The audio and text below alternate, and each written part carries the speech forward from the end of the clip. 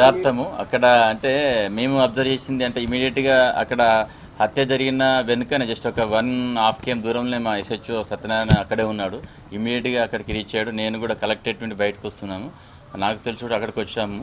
కానీ అక్కడ చూస్తే పరిస్థితి ఏమనిపించిందంటే అది రద్దీ ప్లేస్. ఒక 45 సంవత్సరాలు దాటిన ఇద్దరు వ్యక్తులు కలబడుతుంటే 25 సంవత్సరాల యువకులు దాదాపు ఒక 30-40 మెంబర్స్ ఉండి చూస్తున్నారు. కానీ వాళ్ళని ఆపలేకపోయారు. ఒక ముసలి వ్యక్తి వచ్చి పండ్ల దుకాణం అతను వచ్చి ఒక్కడే ఆపుతున్నాడంటే మరి యూత్ ఎందుకు అంత అధైర్యంగా ఉన్నారు అనేది నాకు చాలా బాధేసింది. తర్వాత అక్కడ మేము వెళ్ళేసరికి ఆ ఫొటోస్ వీడియో తీసుకొని వాళ్ళు షేర్ చేసుకుంటున్నారు. కానీ అతన్ని లిఫ్ట్ చేద్దాము, అతను అప్పటికీ ప్రాణంతో ఉన్నారు. మా ఎస్హెచ్ఓ సత్యనారాయణ వచ్చేసి అక్కడికి వాళ్ళని లేపుదామన్నా కూడా ఏ పబ్లిక్ కూడా సహకరిస్తలేరు. అంటే మరి పబ్లిక్ ఎందుకు ఆ విధంగా తయారవుతున్నారు అనేది అది మీరంతా ఆలోచించాలి.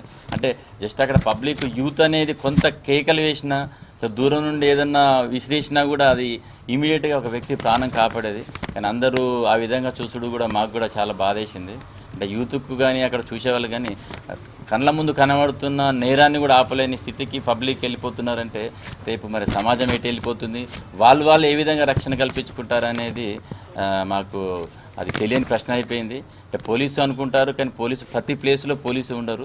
కనీసం కొంత మీరు సాయం చేస్తే ఇమీడియట్గా మేము వచ్చి కూడా దాన్ని ఏదైనా అఫెన్స్ను ఆపగలుగుతాం చేస్తాం. కానీ ఆ విధంగా ఉండైతే చాలా విచారకరము.